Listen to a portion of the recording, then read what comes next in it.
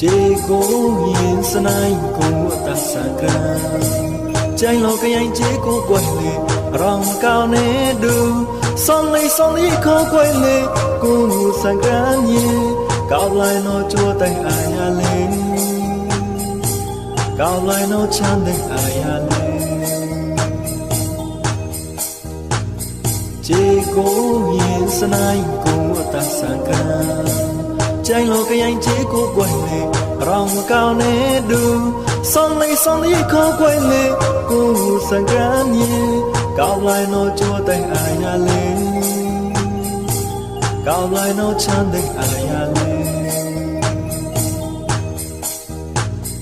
lấy tao có cô tay này luôn rơi cao tay pro tôn lấy quay bắt tôn cho đây rong chế cô sập bài chế tay tối cao hót man rạ lên lấy tao cao cô tay này luôn rơi cao tay pro tôn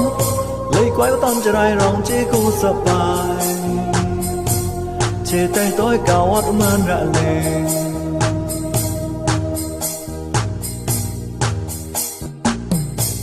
cúi ngó tao cả sa tê lấy thơ bá mong gò cao nó hà lấy chót cao nó thiên ai à tê hoa lấy đốt chê để tiêu sang gan như là ba quay lệ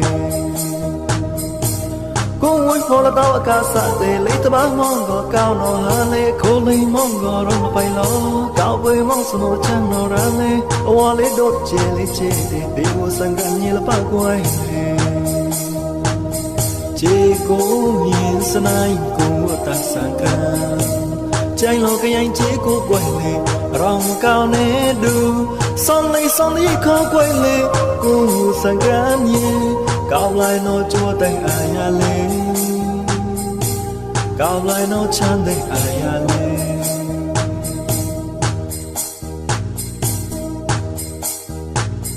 lấy tao có cô tay này luôn rơi cao tay pro tôn